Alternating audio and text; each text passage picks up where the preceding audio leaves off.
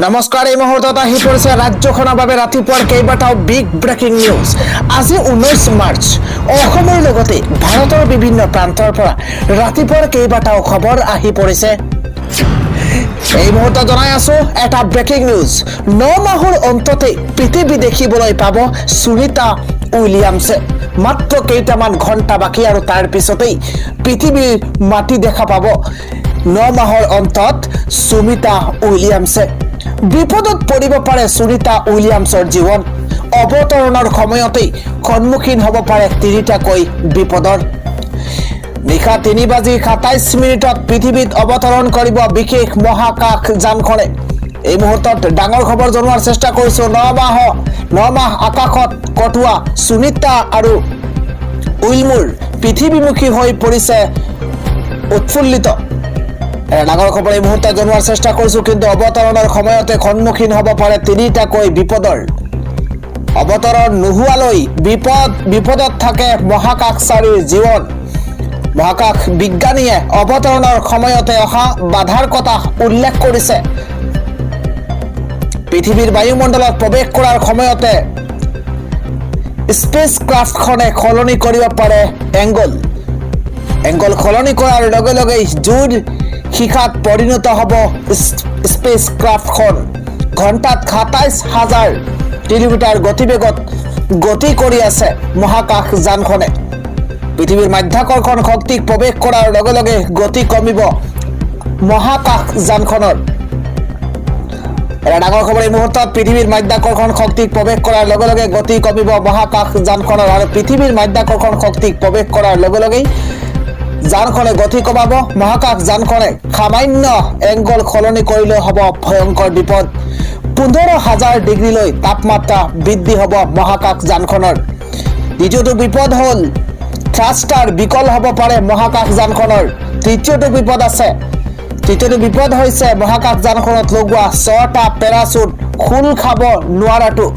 পৃথিৱীৰ পৰা 6,000 ফুট উচ্চতাত খোল খাব 2টা পেৰাচুট। 1800 ফুট উচ্চতাত খোল খাব 4টাকৈ পেৰাচুট। সঠিক সময়ত পেৰাচুট যদি খোল নাখায় তেতিয়াহ'লে বিপদ হ'ব পাৰে মহাকাশচাৰীৰ।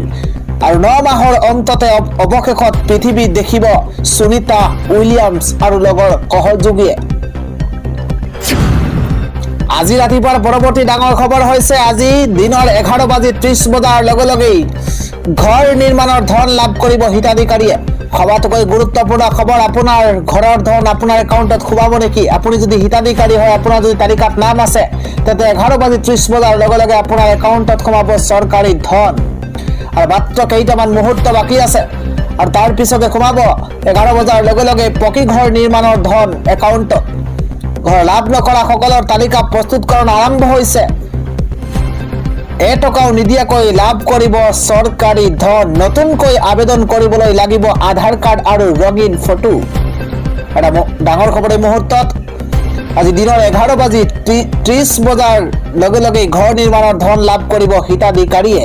যদি এতিয়াও ঘৰ লাভ কৰা নাই, ফোন কৰক এটা বিশেষ নম্বৰত 1800-212-2366 নম্বৰত দিয়ক আপুনি অভিযোগ। চৰকাৰী ঘৰক লৈ নতুন ঘোষণা কৰিছে ৰাজ্যৰ মুখ্যমন্ত্ৰী ডক্টৰ হিমন্ত বিশ্ব শৰ্মাই। গাঁওসভা পাতি হিতাধিকাৰীৰ নাম তন্নকৈ কৰা হ'ব পৰীক্ষা। অযোগ্য হিতাধিকাৰীয়ে এইবাৰ ঘৰ পোৱাৰ লগে লগে দিব পাৰিব অভিযোগ।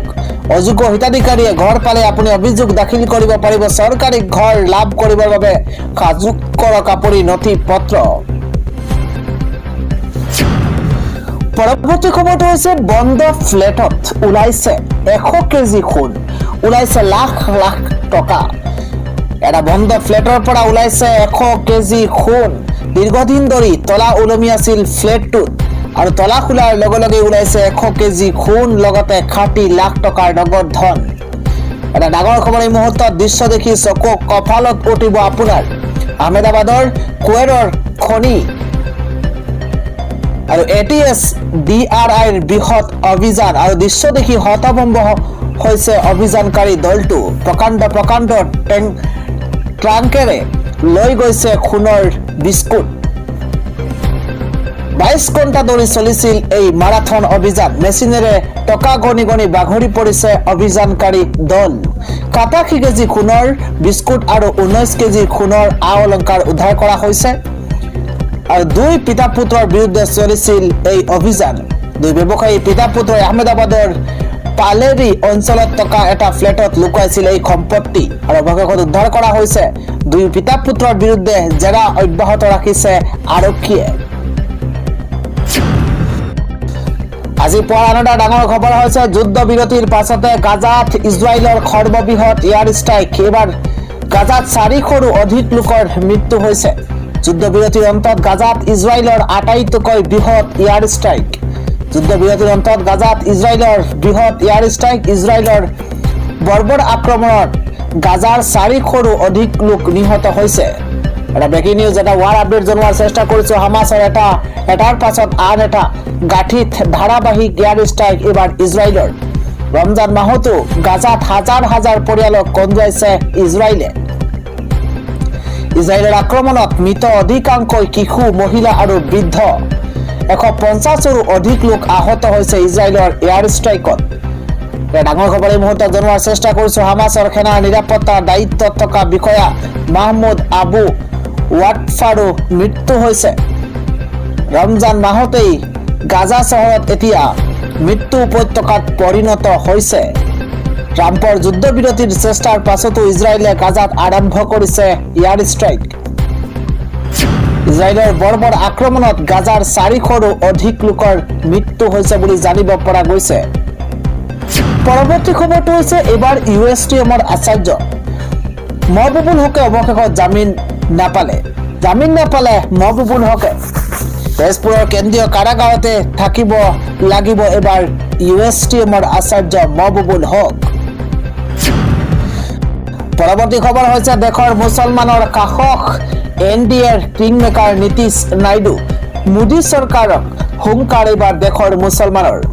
ডাঙৰ খবৰ এই মুহূৰ্তত জনোৱাৰ চেষ্টা কৰিছো। দেশৰ মুছলমানৰ কাষক NDAৰ কিংমেকাৰ নীতিশ কুমাৰ আৰু চন্দ্ৰবাবু নাইডু। এটা বিগ ব্ৰেকিং নিউজ, দুই নেতাক বিজেপিৰ বিৰুদ্ধে যাবলৈ হেঁচা লাখ লাখ মুছলমানৰ। এবাৰ মুছলমানৰ কেতিয়াও অন্যায় নকৰে নীতিশ কুমাৰ আৰু চন্দ্ৰবাবু নাইডুৱে। চন্দ্ৰবাবু নাইডুক নীতিশ কুমাৰ থকালৈ মুছলমানক একো কৰিব নোৱাৰে বিজেপিয়ে। দুই কিংমেকাৰক মুছলমানৰ পক্ষ নেৰিবলৈ আহ্বান জনাইছে এইবাৰ আছাদুদ্দিন ওৱেইছিয়ে। সদায় মুছলমানৰ পক্ষত থাকি মাত মাতি যাবলৈ অনুৰোধ চন্দ্ৰবাবু নাইডুক নীতিশ কুমাৰক। মুছলমানৰ বিপদৰ সময়তে দুই কিংমেকাৰৰ সহায় মুছলমানে কোনোদিনেই নাপাহৰে। অনাগত দিনতো এনেদৰেই মোদী চৰকাৰৰ শাসনৰ বিৰুদ্ধে মাত মাতি যাবলৈ আহ্বান। যদিহে কিংমেকাৰ নীতিশ কুমাৰ আৰু চন্দ্ৰবাবু নাইডু সদনত আমাক সমৰ্থন কৰে তেন্তে ৱাকফ বিধেয়ক গৃহীত নহয়। এনে কোনো শক্তি নাই যিয়ে নেকি ৱাকফ সংশোধনী বিধেয়ক গৃহীত কৰিব পাৰিব। ৱাকফ সংশোধনী বিধেয়ক অসাংবিধানিক বুলি মন্তব্য। ৱাকফৰ জৰিয়তে মুছলমানক শেষ কৰাৰ ষড়যন্ত্ৰ ৰচনা কৰিছে বিজেপিয়ে। মোদী চৰকাৰে এফালৰ পৰা মুছলমানৰ সকলো সম্পত্তি কাঢ়ি ল'ব বিচাৰিছে। মুছলমানক শেষ কৰিবলৈকে মোদী চৰকাৰে সংশোধনী বিধেয়ক আনিব বিচাৰি আছে। ৱাকফৰ সম্পত্তি আল্লাহৰ সম্পত্তি, মোদী চৰকাৰৰ সম্পত্তি নহয় বুলি মন্তব্য। আন এটা ডাঙৰ খবৰ হৈছে গুৱাহাটীত ভয়ংকৰ পৰিৱেশৰ সৃষ্টি হৈছে। উশাহ বন্ধ হোৱাৰ উপক্ৰম হৈছে গুৱাহাটী মহানগৰীত। এটা ব্ৰেকিং নিউজ, ডাঙৰ খবৰ এই মুহূৰ্তত। উশাহ বন্ধ হোৱাৰ উপক্ৰম হৈছে গুৱাহাটী মহানগৰীবাসীৰ। উশাহ বন্ধ হোৱাৰ এক পৰিৱেশৰ সৃষ্টি হৈছে। ধূলিৰ বতাহ ধুমুহাই ভয়ংকৰ পৰিৱেশৰ সৃষ্টি কৰিছে গুৱাহাটী মহানগৰীত। অত্যন্ত প্ৰদূষিত হৈ পৰিছে গুৱাহাটীৰ বায়ুমণ্ডল।